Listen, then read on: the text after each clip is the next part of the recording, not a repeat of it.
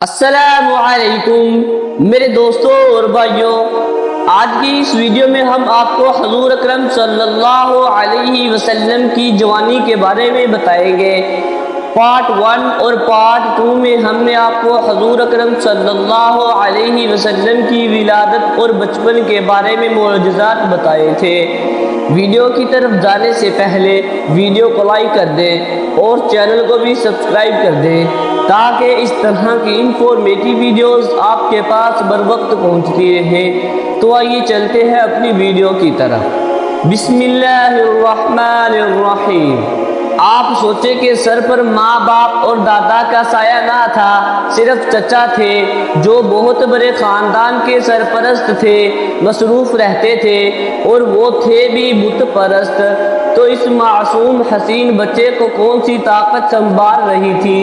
یقیناً اللہ تعالیٰ۔ آپ صلی اللہ علیہ وسلم خود فرماتے ہیں، میں نے ساری عمر میں صرف 2 دفعہ اس قسم کی مجلس میں شرکت کا ارادہ کیا، مگر دونوں دفعہ روک دیا گیا۔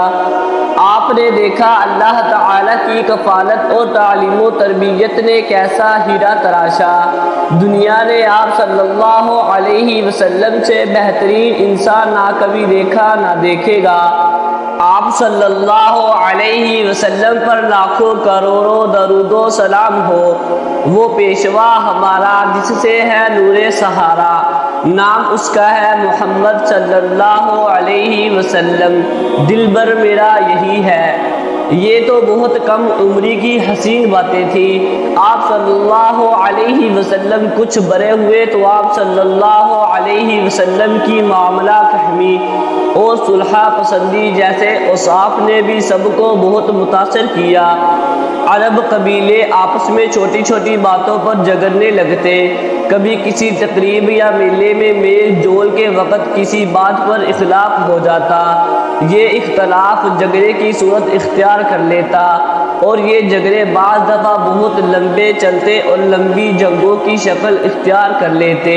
کوئی قبیلہ ہار مان کر یا جھک کر صلح کرنے پر آمادہ نہ ہوتا، ہر قیمت پر جنگ جاری رکھنے کو بہادری سمجھا جاتا۔ ان کے ہاں ایک رسم جاری تھی، جب قبائل کی آپس میں کسی بات پر ٹھن جاتی تو وہ ایک بڑے پیالے میں خون بھر لیتے اور اپنی انگلیاں خون میں ڈبو ڈبو کر قسمیں کھاتے کہ لڑائی ہوئی تو جان دے دیں گے مگر پیچھے نہیں ہٹیں گے۔ اب ہم آپ کو ایک ایسی لڑائی کا حال سنائیں گے جو ایک معمولی بات پر شروع ہو کر طویل ہوگی۔ مکہ سے مشرق کی طرف کچھ فاصلے پر ایک میلہ عکاظ لگا کرتا تھا۔ یہ میلہ کئی لحاظ سے بڑا مشہور تھا اور اس میں دور دور سے لوگ شرکت کرنے آتے تھے۔ میلے کے ہلے گلے میں جھگڑا شروع ہوا۔ ایک طرف قبیلہ بنو کنانہ اور قبیلہ قریش کے لوگ ہوں گے، ان کا سردار زبیر بن عبد المطلب تھا۔ دوسری طرف قبیلہ قیس عیلان اور قبیلہ حوازن ہوں گے، جن کا سردار حرب بن امیہ تھا۔ یہ جنگ بڑے جوش و خروج سے جاری رہی، لمبا عرصہ چلی۔ جب یہ جنگ ہو رہی تھی، حضور کریم صلی اللہ علیہ وسلم کی عمر مبارک قریباً 15 سال تھی۔ آپ صلی اللہ علیہ وسلم اس جنگ میں شامل ہو گئے، مگر صرف اس قدر کے اپنے چچاؤں کو تیر پکڑاتے تھے۔ آپ صلی اللہ علیہ وسلم نے کسی پر ہاتھ نہیں اٹھایا تھا۔ یہ لڑائی حرب فجار کے نام سے مشہور ہے۔ حرب فجار میں بہت لوگ زخمی ہوئے، ان گنت مارے گئے، مالی نقصان بھی بہت ہوا۔ آپ صلی اللہ علیہ وسلم کے چچا زبیر بن عبد المطلب کو خیال آیا کہ قدیم زمانے میں امن قائم کرنے کے لیے جو عہدے حلف الفضول کے نام سے کیا جاتا تھا اسے پھر سے تازہ کیا جائے۔ چنانچہ چند درد مند لوگ ایک شخص عبداللہ بن جدعان کے مکان پر جمع ہوئے، ان میں ہمارے پیارے آقا صلی اللہ علیہ وسلم بھی شامل تھے۔ سب نے ان الفاظ میں قسمیں کھائی، وہ مظلوم کی مدد کریں گے اور ان کو حق لے کر دیں گے۔ جب تک کہ سمندر میں ایک قطرہ پانی کا موجود ہے، اور اگر وہ ایسا نہیں کر سکے تو وہ خود اپنے پاس سے مظلوم کا حق ادا کریں گے۔ کچھ عرصے کے بعد وہ نوجوان اس معاہدے کو بھول گئے، لیکن رسول کریم صلی اللہ علیہ وسلم تو سچے آدمی تھے اور معاہدوں کا پاس رکھنے والے تھے۔ آپ صلی اللہ علیہ وسلم کو یہ معاہدہ دیا، اور جب آپ صلی اللہ علیہ وسلم نے دعویٰ کیا تو ایک دن بعد مخالفوں نے شرارتاً یہ چاہا کہ آپ صلی اللہ علیہ وسلم کا امتحان لیا جائے۔ انہوں نے سوچا کہ آپ صلی اللہ علیہ وسلم نے بھی غریبوں کی حمایت کے لیے قسم کھائی تھی۔ اب ہم دیکھتے ہیں کہ آپ صلی اللہ علیہ وسلم غریبوں کی حمایت کرتے ہیں یا نہیں۔ روایات میں آتا ہے کہ ایک بدوی تھا جس سے ابو جہل نے کچھ سامان لیا تھا، مگر اس کی رقم اسے نہ دی تھی۔ وہ بدوی مکہ میں آتا اور شور مچاتا کہ ہم باہر سے آتے ہیں، اپنا سودا یہاں فروخت کرتے ہیں، مگر مکہ کے یہ لوگ جو بیت اللہ کے محافظ اور مذہبی آدمی سمجھے جاتے ہیں، ہم پر اس رنگ میں ظلم کرتے ہیں۔ اور جب لوگ اس سے دریافت کرتے کہ کیا ہوا تو وہ کہتا کہ ابو جہل نے میری اتنی رقم دینی ہے مگر وہ نہیں دیتا۔ ایک تو وہ آدمی کم عقل سا تھا، دوسرا یوں اس کا نقصان بھی کافی ہوا تھا۔